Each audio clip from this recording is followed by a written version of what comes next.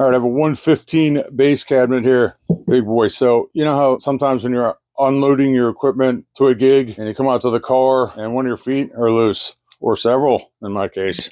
I'll show you an easy way to fix this. All you need is toothpicks. So this is for if you have a wooden cabinet. So remove the foot from the cabinet. Obviously I could use a bigger screw if I wanted, but I don't have much of a choice here because I have this metal plate and I would have to probably drill out this foot to get a larger screw in there. So here's what you do. Take a couple of toothpicks. So we're going to replace the wood with a toothpick. When I stick it down in there, I can see it's loose. So I'm going to cut the tip off of this one just so I have more wood. You stick it down in there, break it off. Take the other end of it, stick it down in there as far as you can get it. Tap it down if you want.